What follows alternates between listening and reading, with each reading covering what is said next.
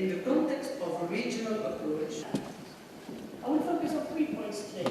First, the importance of the rest of the world has to worry about those individuals who have been either trained by al-Qaida or inspired by al-Qaida, homegrown terrorists that even come from the US now, we're seeing more and more, and the people who are not on the radar screen of law enforcement. They're not being investigated for terrorist activity. Their coming out party, if you will, is when they commit the first terrorist attack. And that for us is what is really unsettling and dangerous as far as the terrorist threat worldwide is concerned right now.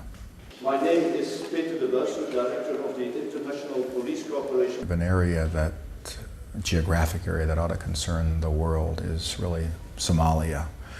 And we see more and more terrorist activity originating in Somalia, or examples in the case of the US of actual US citizens who might have started or been trained by al-Qaida but have gone back to the US, where you would expect them to be purified, if you will, of these terrorist inclinations, and in fact end up going back to Somalia to engage in terrorist activity. So for us, we believe that the Afghanistan in the next 5 or 10 years will really be in Somalia and those portions of Africa.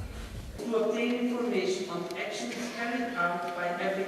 You know, there's been a long-standing debate within the intelligence community and the anti-terrorist community about how informed the citizens should be about potential terrorist attacks or foiled terrorist attacks. And Interpol's of the view that an informed public is your best ally and your best friend when the attacks can come from any given location at any given time.